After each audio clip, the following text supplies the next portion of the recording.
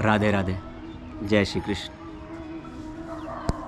तो आज इतना शालीनता भरा welcome. Welcome to my channel walk and talk. मैं हूँ आपके साथ आयुष।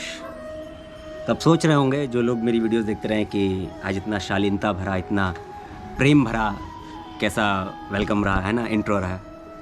ख़ास वजह है इसकी। आज से कुछ एक नया शुरू है। एक ऐसी, उसे किताब कहना तो गलत होगा। ये समझ लीजिए वो पूरे ब्रह्मांड का एक सार मैं लेके आ रहा हूँ आप सबके सामने। एक वो ऐसा ग्रंथ जिसमें पूरे आपके जीवन तो जीवन, आपके मरने के बाद, उसके बाद का सार सब उसमें छुपा हुआ है। तो पता नहीं आप लोग समझ पाए कि नहीं।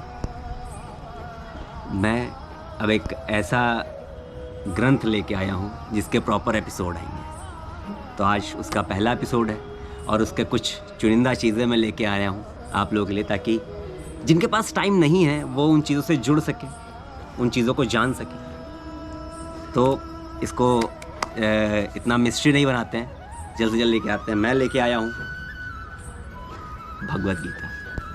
तो सबसे पहले तो प्रणाम करते हैं कि मेरी इतनी ज़रूरत हुई, मैं इसको ये लेके यहाँ बैठा हुआ हूँ।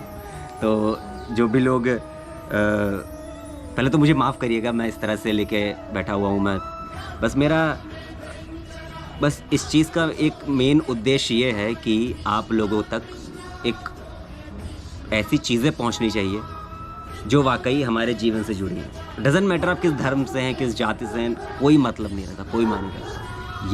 ये गीता में कहीं नहीं लिखा है कि ये सिर्फ हिंदुओं के लिए है। बिल्कुल गलत बात है।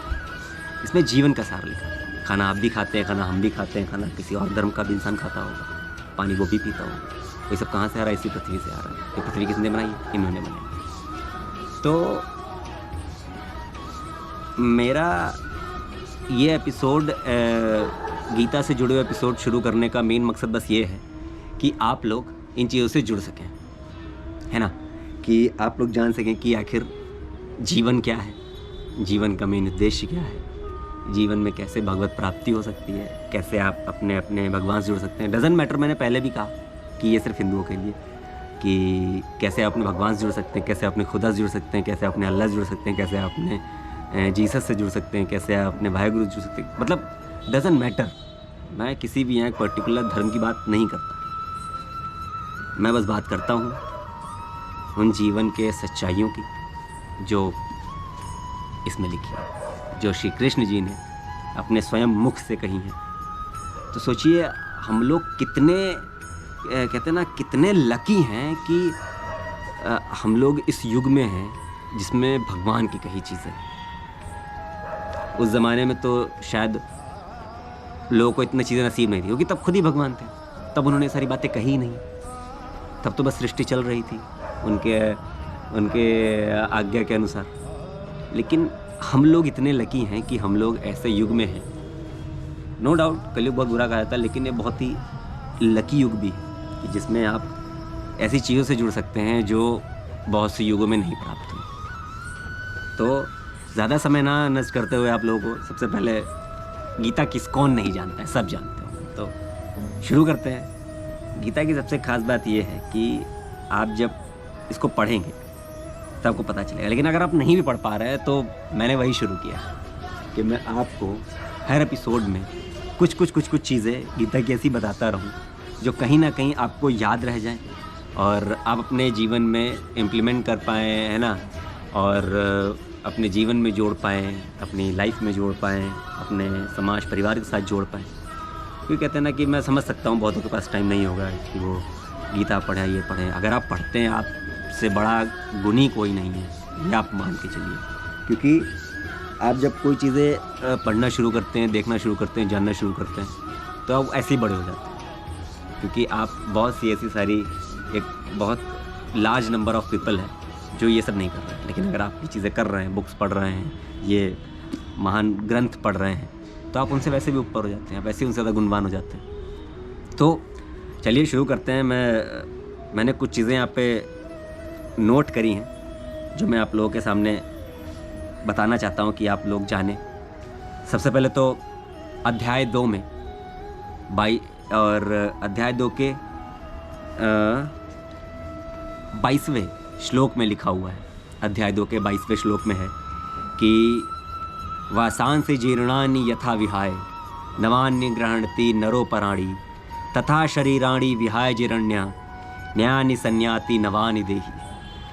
अर्थात जिस प्रकार मनुष्य पुराने वस्त्रों को त्याग कर नए वस्त्र धारण करता है, उसी प्रकार आत्मा पुराने तथा व्यर्थ के शरीरों को त्याग कर नवीन भौतिक शरीर धारण करती है। मतलब समझे आप? मतलब ये कि जैसे हमारी बॉडी है, ठीक है, हम कुछ ना कुछ नया करते रहते हैं, है ना, ये चीज़ ले आए, वो चीज़ ले आए, तो बिल्कुल सेम हमारे शरीर के अंदर जो हमारे शरीर को चला रही है वो है हमारी आत्मा। तो आत्मा जब जैसे शरीर पुराना होता है ना, तो आत्मा में बिल्कुल वैसे ही शरीर बदलती है। जैसे हम लोग क्या करते हैं, फ़ोन हमने लिया, फ़ोन हमने बदल दिया, पुराना हो गया। ये मैं जिस कैमरे में यूज़ कर रहा हूँ, गोप्रो में यूज़ कर रहा हूँ, ये पुराना हो जाएगा, इसको बदल दूँगा मैं। तो बदलाव पृथ्वी का नियम है, ब्रह्मांड का नियम है। और इसी में ही जब महादेव, महाकाल, श्री कृष्ण, ब्रह्मा जी जब इन सब ने सृष्टि बनाई तो उन्होंने नियम बनाया। उस नियम में यही है कि आत्मा शरीर बदलती है, नष्ट नहीं होती। तो वही लिखा है कि जिस प्रकार मनुष्य पुराने वस्त्रों को त्याग कर नए वस्त्र धारण करता है, उसी प्रकार आत्मा पुराने तथा व्यर्थ के शरीर को त्याग कर नवीन भौतिक शरीर धारण करती है, वो कभी ख़त्म नहीं होती। तो ये था वो श्लोक। अगर आप लोग इन चीज़ों की सच्चाई को जाने तो आपको पता चलेगा कि कहते हैं ना कि मोह माया में भाग के कुछ नहीं है कि आप पैसा पैसा पैसा पैसा पैसा कमा लें, क्योंकि ये आपका शरीर भोगेगा। आत्मा को इसकी चाह नहीं, आत्मा को चाह है भगवत प्राप्ति।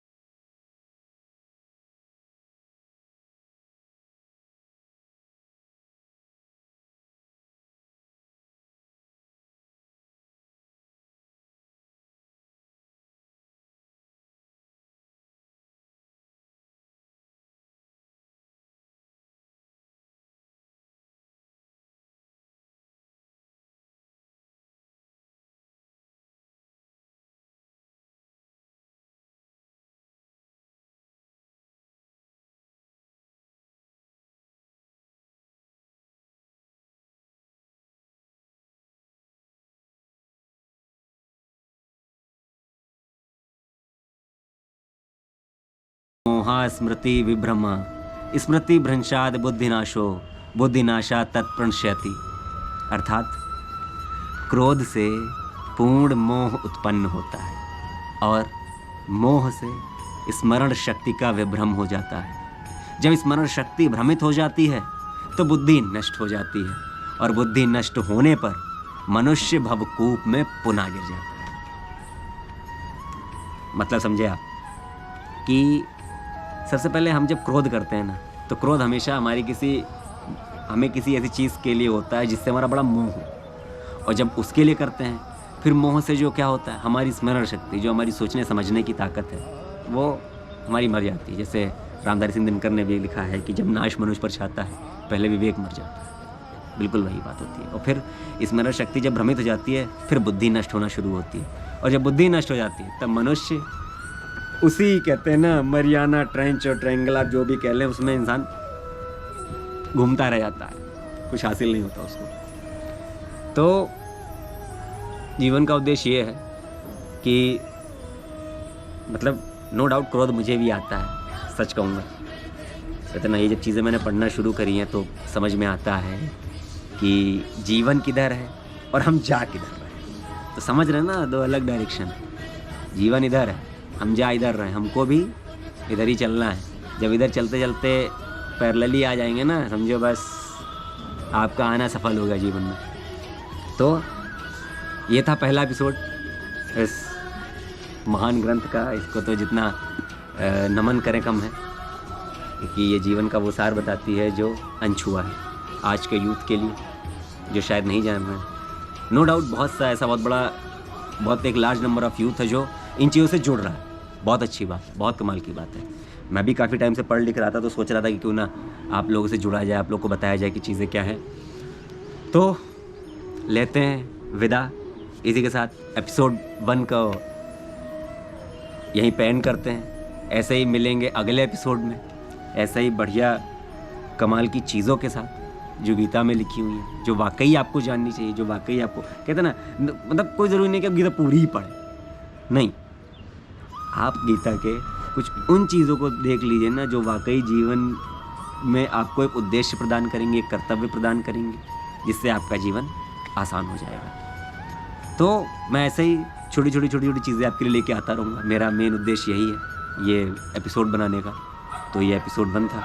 एपिसोड 2 में ऐसी कमाल की चीज़ें लेके आता रहूँगा। और एक और बात, मैंने अगर कुछ भी गलत पढ़ा, कुछ भी, तो प्लीज़ कमेंट करिएगा, मुझे बताइएगा, ताकि मैं उन चीज़ों को और बेहतर कर सकूं।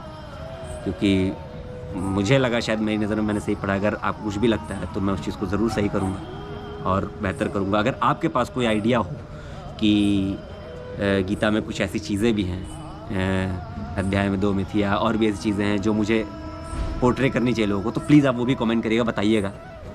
तो वीडियो को लाइक करिएगा, शेयर करिएगा, कमेंट करिएगा, सब्सक्राइब करिएगा, सब कुछ करिएगा। तो मिलते हैं ऐसे ही अगले एपिसोड में गीता के, और बने रहिए मेरे साथ और सपोर्ट बनाए रखिएगा। तो till then, see you, bye bye, good bye, जय श्री कृष्ण।